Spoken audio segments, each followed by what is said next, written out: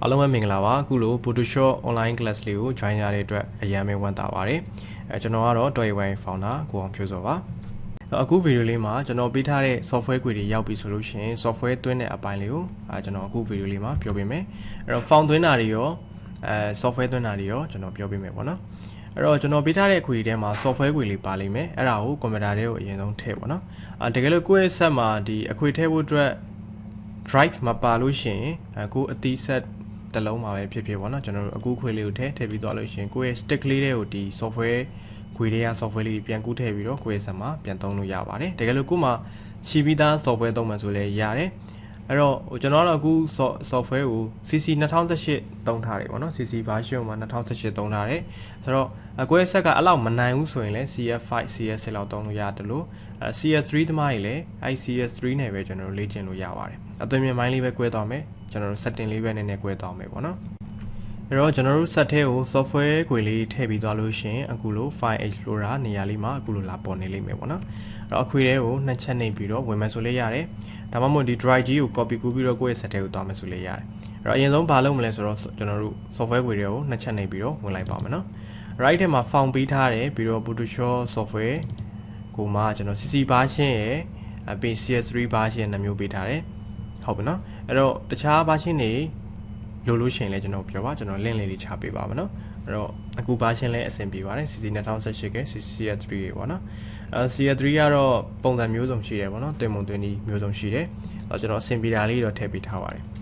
အဲ့တော့ပြီးတော့လို့ရှိရင် PSD file ကိုမြင်ဖို့အတွက်ကျွန်တော် PSD viewer software လေးရှိမယ်ပြီးရင် WinRAR software ရှိမယ်ပေါ့နော်အဲ့တော့ဒီ PSD viewer တွေကိုဝင်လိုက်တဲ့အခါမှာအခုလို raw file လေးမတွေ့ဘူးဆိုလို့ရှိရင်ကိုယ့်ရဲ့ set မှာ WinRAR software မရှိလို့ဖြစ်ပါလိမ့်မယ်အဲ့တော့ WinRAR software ကတော့တော်တော်များများ set မှာတွင်ထားပြီးသားလို့တော့ထင်တယ်ဒါပေမဲ့တကယ်လို့မထည့်ရသေးဘူးဆိုလို့ရှိရင်ထည့်ထားပေးဖို့လိုလိမ့်မယ်ဆိုတော့နောက်ပိုင်း software တွေ down တဲ့အခါပဲဖြစ်ဖြစ်တခြားဒီကိုယ်ကနေပြီးတော့ PSD file တွေ download လုပ်တဲ့အခါပဲဖြစ်ဖြစ်ကျွန်တော် raw file နေနဲ့ရတတ်တယ်ဆိုတော့အဲ့လို raw file နေနဲ့ရလို့ရှိရင်ကိုကအဲ့ raw file နဲ့ရ file တွေကိုပြန်ပြီးတော့ဖြည့်ချဖို့အတွက်ကဒီ WinRAR software လေးရှိတာမှာဖြစ်ပါလိမ့်မယ်အဲ့တော့ကျွန်တော်တကယ်လို့မရှိရင်လည်းဒါလေးသွင်းပေးရမှာเนาะအရင်ဆုံးကျွန်တော်ဘာလုပ်မလဲဆိုတော့ကိုယ့်ရဲ့ set ထဲကို copy ကူးတဲ့နည်းလမ်းလေးကိုပြောပေးမှာเนาะအဲ့တော့အခွေထဲထည့်ပြီးသွားရင်အခွေထဲကိုနှစ်ချက်နှိပ်ဝင်မယ်ပြီးရင်အကုန်လုံးကိုကူးမှာဖြစ်တဲ့အတွက် control နဲ့ A နဲ့ select အောင်ပေးမယ်အဲ့တော့ control ကိုမသိဘူးဆိုရင်ကျွန်တော်တစ်ချက်ပြပေးပါမယ်keyboard မှာ control key ဆိုတာလေးရှိရเนาะ CTR လို့ရေးထားပါတယ်အဲ့တော့ control ကိုဖိထားပြီးတော့ A ကိုနှိပ်ပေးပါအဲ့ဒါဆိုလို့ရှိရင်ဒီ software တွေအကုန်လုံး file တွေအကုန်လုံးကိုဆက်လက်ပေးသွားလိမ့်မယ်เนาะအဲ့တော့ control A နှိပ်မယ်ပြီးတော့ရင်ဗာနှိပ်မလဲဆိုတော့ control ရဲ့ C ရဲ့ထပ်နှိပ်မယ် copy ကူးတာပေါ့နော် control ရဲ့ C ရဲ့နှိပ်မယ်ပြီးတော့ရင်ကိုယ့်ရဲ့ computer တွေကိုပြန်သွားမယ်အဲ့တော့ this PC တွေကိုပြန်သွားမယ်အဲ့တော့ကိုယ့်ရဲ့ set မှာ C တို့ D တို့ E တို့ F တို့စသဖြင့်ရှိလိမ့်မယ်ကို file သိမ်းတဲ့နေရာလေးကိုသွားပါနော်အဲ့တော့ကျွန်တော်ရှိမှာတော့ C အပြင်ဒီမှာ E ဆိုတဲ့ drive လေးခွဲထားတယ်ဆိုတော့ E ရဲ့ကိုသွားလိုက်မယ်အဲ့ပြီးသွားလို့ရှိရင် folder လေးစောက်ပါဟုတ်ပြီနော်အဲ့နေရာလွတ်တဲ့နေရာမှာ right click ထောက်နှစ်ယူတဲ့ကိုသွားပြီးတော့ရင် folder လေးစောက်အဲ့မှာတခုခုထည့်ထားပေါ့ Photoshop software ဆိုပြီးရိုက်ချလိုက်ပါနော်ကြိုက်တာရေးပါ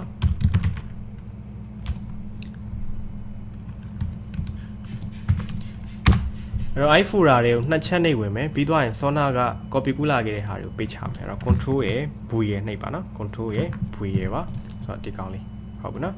်အဲ့ control ရဲ့ V ရဲ့နှိပ်လိုက်မယ်ဒါဆိုရင်အခွေတွေက data တွေကိုဒီထဲကိုကူးထည့်လိုက်မယ်ဆိုတော့ဒီဘားလေးပြည့်သွားတဲ့အထိစောင့်ပေးပါဟုတ်ပြီနော်အဲ့တော့ဒါလေးကျွန်တော်လွှတ်ထားလိုက်မယ်နော်ကျွန်တော်ချိန်မှာထည့်ထားပြီးသားရှိတာဖြစ်တဲ့အတွက်ဒါလေးတော့လွှတ်ထားလိုက်တော့ဒါလေးပြည့်အောင်စောင့်ပြီးသွားရင်ကိုယ့်ရဲ့ folder တွေကိုကိုယ့်ရဲ့ computer တွေကို software တွေရောက်လာပါလိမ့်မယ်နော်အဲ့တော့ကျွန်တော် WinRAR software သွင်းတာကနေပြပေးပါမယ်နော်အဲ့တော့ software installation အပိုင်းနဲ့ဒီ Windows တင်တဲ့အပိုင်းကိုသိစိတ်သိချင်တယ်ဆိုရင်တော့ကျွန်တော်ရဲ့ software installation တင်တဲ့ကို join လို့ရပါတယ်အဲ့တင်တဲ့မှာ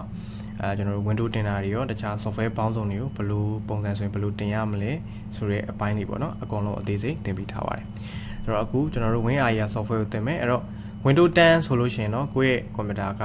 system type က64 bit ဖြစ်ပါလိမ့်မယ် Windows 7ဆိုရင်တော့32 bit ဖြစ်လိမ့်မယ်အဲ့ဒါလေးဘယ်လိုဆက်လို့ရလဲဆိုတော့ဒီ computer ပုံလေးပေါ့နော် desktop ပေါ်မှာ computer ပုံလေးရှိလိမ့်မယ်သူ့ပေါ် right click ထောက်ပြီးတော့ property ပါအဲ့တော့ Windows 10ဆိုရင်အကုန်လုံး set အကုန်လုံးနှီးပါ64 bit ဖြစ်လိမ့်မယ် Windows 7ဆိုရင်တော့32 bit ပေါ့နော်အဲ့တော့တချို့64 bit ကို Windows 7 တင်ထားတဲ့ set တွေလည်းရှိလိမ့်မယ်အဲ့တော့ဘာကြောင့်ဒီကောင်ပြောရတာလဲဆိုတော့ software တွေမှာ32 bit 64 bit ရှိတယ် 64 bit မှာ run ရတဲ့ software ကို32 bit မှာသွား run လို့မရဘူး32 bit မှာ run လို့ရတဲ့ software တွေကိုကြတော့32 bit ကော64 bit ကော set တွေမှာအကုန်လုံး run လို့ရတယ်ဆိုတော့အဲ့ဒါလေးမှားသွင်းမှာဆိုလို့ပါနော်အဲ့တော့ Windows 10 သမားတွေဆိုရင်64 bit Windows 7 ဆိုရင်32 bit ပါအဲ့တော့ကျွန်တော် Photoshop software တွေကိုတွားလိုက်မယ် sorry ကျွန်တော်ဒီမှာတက်ထည့်ထားပြီးသားရှိပါတယ်အဲ့တော့ win area တွေဝင်လိုက်ရင်ဒီလိုနှစ်ခုတွေ့လိမ့်မယ်ဟုတ်ပြီနော်အဲ့တော့32 bit သမားတွေကအောက်က86ဆိုတာလေး run ရမယ်64 bit သမားတွေကအပေါ်က64ဆိုတာလေး run ရလိမ့်မယ်ဆိုတော့ကိုယ့်ရဲ့ဆက်မှာထည့်ထားပြီးသားရှိလို့ရှိရင်လည်းဒီကောင်လေးကိုထပ်သွင်းလို့ရတယ်သူ update တွေအများကြီးထွက်တယ်ပေါ့နော်ဆိုတော့နှစ်ချက်နှိပ်ပြီးသွားရင်အိမ်မှာ extract ဆိုတာလေးကိုနှိပ်လိုက်မယ် extract ဆိုတာလေးနှိပ်လိုက်ရင်ကျွန်တော်ဒီမှာဖြည့်ချပေးလိမ့်မယ်ဆိုတော့အဲ့ထဲကိုနှစ်ချက်နှိပ်ဝင်မယ်အဲ့တော့အဲ့မှာcraft folder ကတော့မသုံးလဲရတယ်အဲ့မှာ win area application တွေ့လိမ့်မယ် software ကိုနှစ်ချက်နှိပ်မယ်ပြီးသွားရင် install ဆိုတာလေးနှိပ်မယ်ပြီး okay နှိပ်မယ် done ပေါ့ဒါဆိုရင် software ကဝင်သွားပြီဟုတ်ပြီနော်အဲ့တော့ set ထဲမှာဒီကောင်က desktop ပေါ်တင်ထားလဲရတယ်မတင်ထားလဲဘာမှမဖြစ်ဘူးအဓိကဒီ raw file ကိုမြင်ဖို့အတွက်ကျွန်တော်တို့သွင်းရတဲ့ software လေးပါနော်အဲ့ဒါလေးထည့်ပြီးသွားရင်ကျွန်တော်နောက်တစ်ခုဆက်သွားမယ်နောက်တစ်ခုကတော့ PSD viewer ပေါ့ PSD file လေးကိုမြင်ရဖို့အတွက်ကျွန်တော်တို့ထည့်ရတဲ့ software လေးပေါ့နော်အဲ့တော့ PSD file မထည့်ဒီဟာလေးမထည့်ဘူးဆိုလို့ရှိရင် PSD file တွေကိုကျွန်တော်တို့ icon ပုံစံတွေပဲတွေ့ရလိမ့်မယ်ဒါလေးထည့်ထားရင်တော့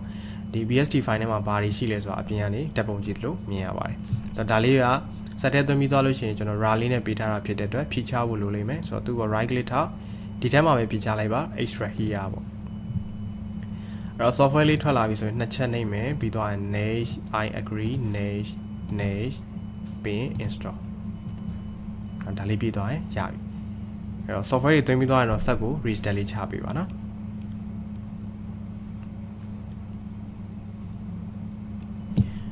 ပြီးသွားရင် next နဲ့ဆက်သွားမယ် reboot now နဲ့ကျွန်တော်တို့ reset ချခိုင်းတယ်မချသေးဘူးကျွန်တော်ပြီးမှပဲချလိုက်တော့မှာနော်အတန်သွင်းတာဆိုတော့ finish ကိုနှိပ်လိုက်မယ်ဆိုတော့ဒါပြီးသွားပြီအဲ့တော့ပြီးတော့ font လေးသွင်းမယ် font သွင်းဖို့အတွက်ကျွန်တော်ဒီမှာ all font ဆိုတဲ့ထဲမှာ font တွေအများကြီးရှိတယ်ပြည်ထောင်စု font ကကြတော့အဲ့ထဲကအကုန်လုံးမသွင်းလည်းရတယ်ပေါ့နော်ကိုယ့်ရဲ့ set ထဲမှာသွင်းထားပြီးသား font ရှိရင်လည်းသွင်းစရာတော့မလိုဘူးဒါပေမဲ့သွင်းရင်လည်းရပါတယ်အဲ့ဘယ်ကနေစပြီးသွင်းလို့ရလဲဆိုတော့ဒီမြန်မာ3ကနေပြည်ထောင်စု both ထိပေါ့နော်သွားလို့ရတယ်ဆိုတော့မြန်မာ3ကိုတစ်ချက်နဲ့ shift copy အောက်ကပြည်ထောင်စု both စာလေးကိုတစ်ချက်နဲ့ဟုတ်ပြီနော် shift copy နော်အပေါ်တစ်ချက်နဲ့ shift copy အောက်ကိုတစ်ချက်နဲ့ပြီး right click ပါလို့မလဲ install ဆိုတာလေးနဲ့ရှိပြီးသားဆိုရင်ဒီလိုပေါ်လိမ့်မယ်အဲ့တော့ရှိပြီးသားနေရာမှာထပ်သွင်းရင်လည်းရတယ်ကျွန်တော်အမှန်ချစ်ပြီးသွားရင် yes ကိုနှိပ်မယ်ဒါလေးပြေးသွားရင်ရပါပြီ font သွင်းတာတော့လွယ်ပါတယ်အဲ့တော့ကျွန်တော်တို့ Photoshop မှာUnicode ကသုံးလို့တော့အဆင်မပြေလောက်ဘူးထင်တယ်ကျွန်တော်တို့စမ်းမသုံးကြရသေးဘူးပေါ့နော် Zoji တော့သုံးမှုတယ်အဲ့တော့ Zoji font ပြောင်းပြီးသွားလို့တစ်ခါလေးစာရိုက်တဲ့အခါမှာမြန်မာပြောင်းပြီးရိုက်တဲ့အခါမှာပြောင်းပြန်နေထွက်တတ်တယ်အဲ့ဒီအခါမျိုးကြရင်ကျွန်တော် Key Magic software လေးတွဲပြီးတော့ရိုက်ပေးရမယ်အဲ့ဒါ Unicode ပြောင်းထားတဲ့ set ဆိုလို့ရှိရင် Zoji font ပြည်ထောင်စု font အောင်သုံးလို့ရဖို့အတွက်ကျွန်တော်တို့ Key Magic software လေးလိုပါတယ်ဟုတ်ပြီနော်အဲ့တော့ဒီမှာ all-in-one set 5.2 EHC ဆိုတာလေးက Key Magic software လေးပါရှိထားပြီးသားဆိုရင်သွင်းစရာမလိုဟုတ်ပြီနော်အဲ့တော့ပြည်ထောင်စု font ပြီးရင် Zoji font ကိုမသုံးဆိုရင်တော့ဒါမသွင်းလဲရတယ်ဒါပေမဲ့ကျွန်တော်ဒီမှာပြပေးလိုက်မယ်နော်ကျွန်တော်နှစ်ချက်နှိပ်ပြီးတော့ next ကိုသွား install ကိုသွားပြီးတော့ I accept the agreement ဆိုတာလေးရွေး next နဲ့ဆက်သွား desktop မှာ icon ဖန်တီးမှာဖြစ်တဲ့အတွက်အမှန်ချစ်မယ်ပြီးတော့ next install ဒါလေး RAM မလားတဲ့ကျွန်တော် RAM ကိုလိုအပ်မှာပဲဖွင့်တော့တခါလေးတန်းဖွင့်မှာဆိုတော့ဒါလေးကိုအမှန်ချစ်ဖြုတ်လိုက်မယ်နော်အဲ့တော့ finish ကိုနှိပ်မယ် finish ကိုနှိပ်ပါမယ်ဒါလေးပါပဲဟုတ်ပြီနော်အဲ့တော့ Photoshop မှာကအဓိကလေးကျွန်တော်တို့ Zoji ပြည်ထောင်စုကအမှန်တိုင်းပြောရရင်မသုံးတာကောင်းပါတယ်ဘာလို့လဲ Photoshop ဘိုင်းက graphic design ဘိုင်းဆိုတော့font တွေကိုအလှလေးတွေအများကြီးပဲသုံးရမယ်ပေါ့နော်အဲ့ကြလို့ရှင်ဒီ Zoji တို့ပြည်ထောင်စု font တော့အဆင်မပြေတော့အဲ့ font တွေက font အလှပြောင်းလို့မရဘူးပေါ့နော်အဲ့အတွက်ကြောင့်မသုံးတာတော့ကောင်းပါတယ်အဲ့တော့ Zoji ပြည်ထောင်စုကိုကျွန်တော်တို့မှာ Microsoft Word လိုဟာမျိုးမှာ Excel လိုဟာမျိုးမှာသုံးမယ်ဆိုတော့ပို့ပြီးတော့တင်တော့ပါတယ်နော်အဲ့တော့နောက် off font နဲ့ဝင်လိုက် font တွေအများကြီးတွေ့ရလိမ့်မယ်အဲ့တော့အားလုံးကျွန်တော်တို့ install လုပ်မယ် set ထဲမှာရှိပြီးသားလည်းဖြစ်လိမ့်မယ်မရှိသေးတာတွေလည်းပါလိမ့်မယ်ဆိုတော့ကျွန်တော်အကုန်လုံးထည့်ပေးထားပါတယ်နော်အဲ့တော့ဘယ်လိုလုပ်မလဲဆိုတော့ control တွေနှိပ်လိုက်ပါ control တွေနှိပ်ပြီးသွားရင် right click install ဆိုတာလေးနဲ့ရှိထားပြီးသားဆိုလို့ရှိရင်အခုလို့ yes no မေးလိမ့်မယ်ကျွန်တော်တို့အမှန်ချစ်ပြီးတော့ yes ကိုနှိပ်ပေးလိုက်ပါအဲ့တော့တချို့သွင်းလို့မရတဲ့ file လေးတွေပါလာလိမ့်မယ်နော်သွင်းလို့မရတဲ့ file လေးတွေပါလာလို့ရှိရင် don't show for remaining items ဆိုတာလေးကိုအမှန်ချစ်မယ်file မဟုတ်တဲ့ file လေးတွေလည်းပါတယ်နော်ကြားထဲမှာ ကျွန်တော်ဆက်တဲ့ဟာကို copy ကူးပြီးတော့ထည့်ပေးလိုက်တာဆိုတော့ဒါလေးအမှန်ကြီးဖြုတ်ပြီးတော့ close နဲ့ထွက်လိုက်မယ်အဲ့တော့နောက်ပိုင်းကိုက design ကိုစလုံးအလှတွေပါတွေသုံးနေတယ်ဆိုရင်ကျွန်တော်တို့ Facebook မှာ Yamin font ဆိုတဲ့ page ရှိပါတယ်အဲ့ page မှာကျွန်တော်တို့ font လေးတွေသုံးလို့ရတယ်ပေါ့နော်အဲ့ font တွေက design ဆွဲတဲ့အခါမှာတော်တော်လေးသုံးလို့အဆင်ပြေတယ်ကျွန်တော်တို့သုံးနေကြ font နေနဲ့မတူဘဲနဲ့သူကသူ design ဆွဲပြီးတော့ပြန်ရောင်းတဲ့ font တွေဆိုတော့ကိုကတစ်စက်ရိုက်လုပ်ငန်းလုပ်ချင်တာပဲဖြစ်ဖြစ်ကိုသုံးလိုက်တဲ့ pixel မှာစလုံးလေးတွေကိုပို့ပြီးတော့လှချင်တဲ့အခါမျိုးပဲဖြစ်ဖြစ်သုံးလို့ရတယ်ဆိုတော့သူကပြည်အောင်စု sorry Yamin font မှာသူကပတ်1ပတ်2စသဖြင့်အများကြီးပဲရှိတယ်ပေါ့နော်သူကအတွဲလိုက်လေးတွေရောင်းတယ်အဲ့တော့ကိုကအများကြီးတစ်ခါတည်းဝယ်ဖို့အဆင်မပြေဘူးဆိုလို့ရှိရင်လည်းခွဲပြီးတော့ဝယ်လို့ရတယ်အဲ့ကိုလှမယ်ထင်တဲ့စလုံးလေးရွေးဝယ်လို့ရတယ်ပေါ့နော်အဲ့ဒါလေးတွေဝယ်လို့ရတယ်ဆိုတော့ Facebook မှာရှာကြည့်ပါ Yamin font ဆိုတဲ့ page ရှိပါတယ်နော်အဲ့တော့အခုသူကတွင်းလို့မရတဲ့ file လေးတွေပါတယ် okay ဒါဆိုအမှန်ချစ်မယ် close နဲ့ထွက်လိုက်မယ်ဒါဆိုရင်သူကသူ auto ဆက်သွင်းသွားလိမ့်မယ်ဒါလေးပြည့်သွားရပြီနော်အဲ့တော့နောက်တစ်ခုကကျွန်တော်တို့ Photoshop software သွင်းမယ်ဒါလေးခဏလွတ်ထားလိုက်မယ်အဲ့တော့ Photoshop software ကကျွန်တော်တို့နှစ်ခုပေးထားတယ်ပေါ့နော်အဲ့တော့အခုလောလောဆယ်ကျွန်တော် CC 2018ကိုအရင်သွင်းပါမယ်အဲ့တော့အထဲမှာကျွန်တော်တို့ crop file ပါတဲ့အတွက် RAW မဖြီချခင်ပေါ့နော် Windows 10 သမားတွေဆိုရင် stack ကိုနှိပ်ပြီးတော့ရင် Vine ရဲ့တက်တဲ့ software ကိုသွားပိတ်ပေးရမယ်အဲ့တော့မှအဲ့ folder crop folder တွေက file လေးကိုကျွန်တော်တို့မြင်ရမှာstack ကိုနှိပ် Vine ရဲ့ and thread protection ပေါ့နော်အဲ့ထဲကိုသွားမယ်အဲ့တော့ဒီမှာတော့ကျွန်တော်က error တက်နေတယ်အဲ့တော့တချို့ set တွေပေါ့နော်တချို့ set တွေဆိုရင်ဒီအောက်မှာ manage ဆိုတာလေးရှိတယ် Vine and thread protection set တဲ့အောက်မှာ manage ရှိတယ် manage တွေကိုသွားပြီးရင် real time protection ဆိုတာလေးပိတ်ပေးပါအဲ့တော့ Windows 7 သမားတွေဆိုရင်အများစုရှိထားတတ်ကြတာက Smart Pro software ပေါ့နော် Dorican အစိမ်းအောင် Dorican ပုံစံလေးပါအဲ့ software ပွင့်နေဒီမှာ right click ထောက်ပြီးတော့ exit နဲ့ထွက်ပေးပါအဲဆို crop file ပြောက်လို့ရှင်ဒီ software ကကျွန်တော်ရက်အကန့်အသတ်နဲ့သုံးရလိမ့်မယ်နော် crop file ပေါ်မှာဖြစ်မှာဆိုတော့ဒီကောင်းလေးပြင်ပါလို့လဲဆိုတော့ right click ထောက်ပြီးတော့ extract here နဲ့ဖြီးချပါခဏလေးတော့စောင့်ပေးပါနော်အဲ့ crop folder နဲ့အဲ့ crop file နဲ့ဒီ software ကို crop ဖြည့်ပြီးတော့မှဒီ software ကကျွန်တော်တို့အကန့်အသတ်မရှိသုံးလို့ရမှာအဲ့တော့ crop file လေးပါဖို့လိုတယ်ပေါ်ဖို့လိုတယ်အဲ့ဒါကြောင့်ကျွန်တော်တို့ကိုယ့်ရဲ့ computer မှာရှိတဲ့ဒီ Vine တက်တဲ့ software ကိုပိတ်ပေးဖို့လိုတာပါဒါ okay ဒီမှာ crop folder ရှိပြီးသွားရင် Adobe CC folder တွေ့ပြီအဲ့မှာ setup exe ဆိုတဲ့ file လေးကိုနှိပ်ချက်နေမှာနော်အဲ့တော့အဲ့မှာရတယ်ဒီလိုမျိုးပေါက်လေးပေါ်လို့ရှိရင် ignore နဲ့ပဲတွားလိုက်လို့ရတယ်ကြော်လိုက်ပါနော်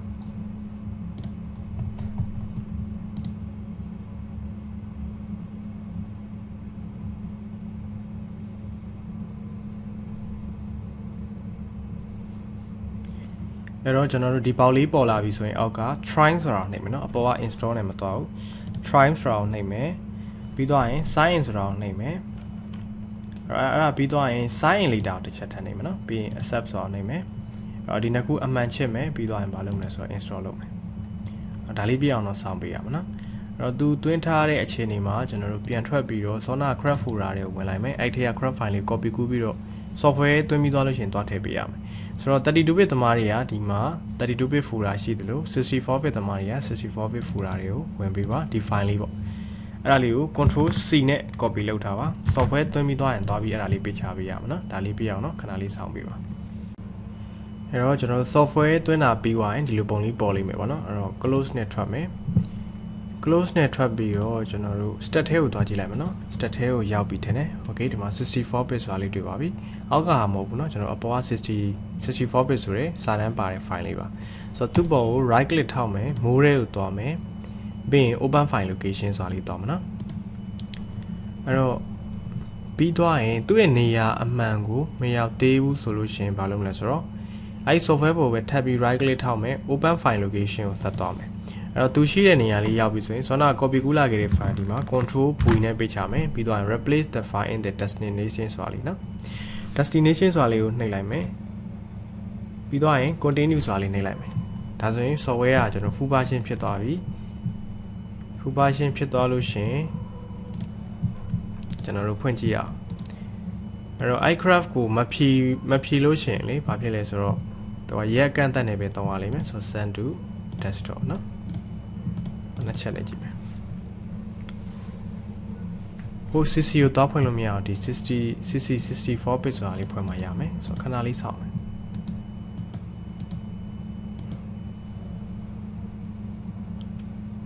โอเคဒါဆိုရသွားပြီဟုတ်ပြီနော်ဒါဆိုရင်ကျွန်တော်တို့ CC software ကိုသွင်းတက်လောက်မယ်လို့ထင်ပါတယ်အဲ့တော့ကျွန်တော်တို့ CC သွင်းတာရသွားရင်နောက် CS3 သွင်းတာလေးကိုပြောပြမယ်အဲ့တော့ set ထဲမှာတော့ version 2မျိုးတော့ထည့်မထားနဲ့ပေါ့နော်တစ်မျိုးလေးပဲသုံးပါဒါလေးကတခါတည်းဟိုသွင်းတက်အောင်ထည့်ပေးထားတာပေါ့နော်ဆိုတော့ဒါလေးကိုဖြည့်ချမယ် right click extract here ပါ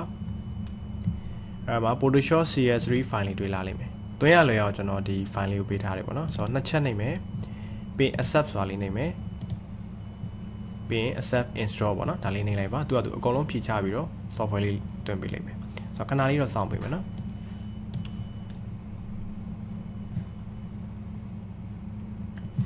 ဒါဆိုရင်ကျွန်တော်တို့ step ထဲမှာပေါ်သွားကြည့်ရအောင်ဒါဆိုပေါ်နေပြီနော်သူတစ်ချက်နေမယ်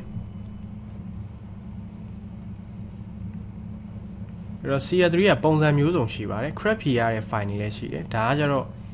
extra အမျိုးအစားပေါ့နော် extra မျိုးအစားဆိုတာသူကနှစ်ချက်နှိပ်လိုက်တာနဲ့သူကသူဖြည့်ချပြီးတော့တွင်းတဲ့ software ကိုဆိုလိုတာပါဆိုတော့ဒါဆိုရသွားပြီဟုတ်ပြီနော် okay ဒါဆိုလို့ရှိရင်အဆင်ပြေလောက်မယ်လို့ထင်ပါတယ်ဟုတ်ပြီနော်